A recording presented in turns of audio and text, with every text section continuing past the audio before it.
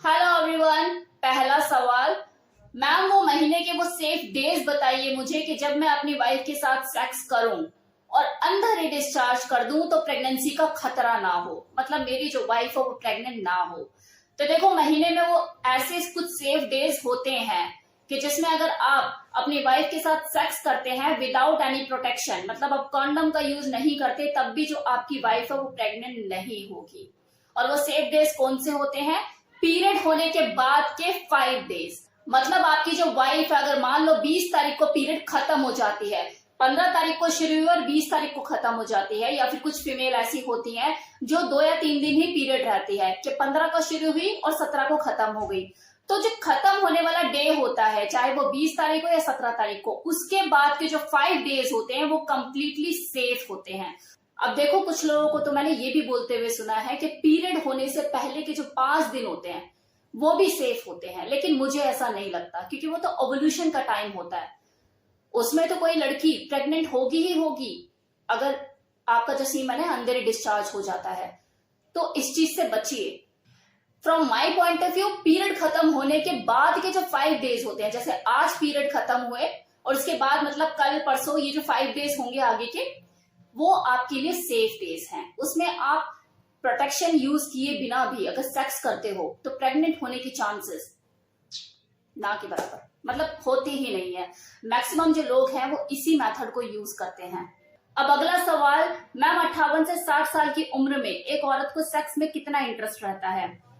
कम ही रहता है। इसके पीछे बहुत से रीजन होते हैं, क्योंकि ये मेनोपॉज के बाद का दौर होता है, तो उसकी जो सेक्स ड्राइव है वो भी कम हो चुकी होती है, उसकी यौन इच्छा बिल्कुल ना के बराबर होती है, मतलब उसकी यौन इच्छा पहले जैसी नहीं रहती, उसकी बॉडी में जो फिजिकल चेंज आते हैं उसके वजह से उसकी जो सेक्स ड्राइव होती है वो कम हो जाती है। उसके लिए जो सेक्स नाम की चीज है वो एफर्टलेस नहीं रहती, उसको सेक्स को एफर्टलेस बनाना पड़ता है, उसके लिए उसे मेहनत करनी पड़ती है, तो वो पहले की तरह उत्साह पूर्वक सेक्स में अपना योगदान नहीं दे पाती। अब किसी ने सवाल किया है कि मैम मेरी वाइफ 47 साल की है लेकिन वो दूसरों से सेक्स करती है, जबकि मैंने तो सुना है कि 40 के बाद औरतों की सेक्स की इच्छा खत्म हो जाती है, लेकिन मेरी वाइफ 47 साल की होकर और दूसरों के साथ सेक्स करती है। किसने बोला आपको कि 40 के बाद किसी फीमेल की जो सेक्स की इच्छा है वो खत्म हो जाती है? देखो, जो मेनोपॉज का दौर होता है वो 45 से 50 के बीच होता है। 40 साल के बाद ऐसा कुछ भी नहीं होता। 45 और 50 साल के बीच में मेनोपॉज का दौर होता है। उसमें ऐसा भी नहीं कि 45 साल की कोई औरत हुई और वो मेनोपॉज उसका शुरू हो गया। तो कहने का मतलब यह है कि 50 साल में भी किसी फीमेल को मेनोपॉज का पीरियड शुरू हो सकता है।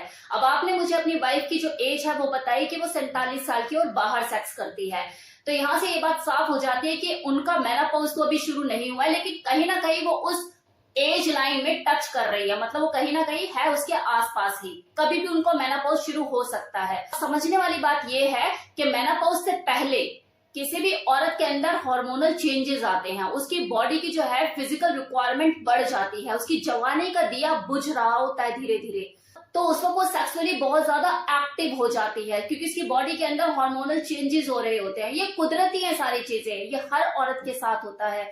उस वक्त उसे ये चीज चाहिए, आप दीजिए वरना वो बाहर जाएगी ही जाएगी। तो आपकी जो वाइफ है वो इसी दौर से गुजर रही है। मेनोपॉज का पीरियड उसका कभी भी शुरू हो सकता है। उसके अंदर देखो हार्मोनल चेंजेस आ रहे हैं, वो क्रेविंग ला रहे हैं उसके अंदर सेक्स को लेके, तो इस वक्त उसको रोक पाना बहुत मुश्किल है, या तो आप उसकी क्रेविंग को फुलफिल कीजिए। अब अगला सवाल, Riya ma'am please explain a women enjoy much sex while harder stroke और slower stroke? Of course harder. Ma'am क्या लिंग को बिना योनि में डाले स्त्री को चरम सुख दिया जा सकता है? बिल्कुल दिया जा सकता है। आप में वो कला होनी चाहिए, अगर आप काम कला में आप माहिर हैं तो बिल्कुल कर सकते हैं ये चीज। बिना योनि में लिंग को डाले आप किसी भी फीमेल को वो सुख, वो प्लेजर, वो चरम सुख का आनंद दे सकते हैं। अब नेक्स्ट क्वेश्चन, रिया जी सेक्स डिजायर किस फीमेल में सबसे ज्यादा होती है, टॉल और शॉर्टर? इस पर वीडियो बनाइए। मतलब एक लाइन का आंसर है, इस पे क्या वीडियो बनाऊं? मतलब सेक्स डिजायर का लेना देना टॉल और शॉर्ट से होता ही नहीं है। ऐसा थोड़ी ना है कि अगर कोई लड़की खंबे की तरह लंबी है तो उसमें सेक्स डिजायर ज्यादा होगी, और अगर कोई बहुत छोटी है तो उसमें सेक्स डिजायर होगी ही नहीं। तो सेक्स डिजायर का किसी के हाइट से कोई लेना देना नहीं होता। मैडम मेरी वाइफ ऑरल सेक्स करने के लिए मान तो जाती है, लेकिन वो खुद को करवाने के लिए कहती है, मेरा नहीं करती। आप भी मत करो जी, 50-50 चलता है, ऐसे ही थोड़ी है। मैम कुछ औरतें जो होती हैं वो डिस्चार्ज होते हुए एकदम फव्वारे की तरह होती हैं, एकदम फव्वारा जैसा उनका छूटता है, लेकिन कुछ का पता ही नहीं चलता। इसके ऊपर मेरा पूरा वीडियो है, आप देख सकते हैं जाके, स्क्वाटिंग किसे कहते हैं और ये कौन सी ऐसी फीमेल होती है जो करती हैं और इसे करने का तरीका क्या होता है। आप जाके वो वीडियो देखेंगे, आपको उसमें डिटेल में सारी चीजें जो आप मालूमात चाहते हैं उसमें मिल जाएगी, आपको जाके देखिए उसे। रिया जी, मैंने आपका एक वीडियो देखा था जिसमें आपने ओवुलेशन का टाइम बताया था, और मुझे ये जानना है कि ओवुलेशन का टाइम होता कब है, जब कोई औरत सबसे ज्यादा उत्तेजित होती है। सही सवाल किया आपने, क्योंकि उस वीडियो में मैंने ओवुलेशन का टाइम कब होता है बताना भूल गई थी। कि मान लो अगर आप 20 तारीख को पीरियड होते हैं तो उससे पहले के 12 से 14 दिन ये ओवुलेशन का टाइम होता है।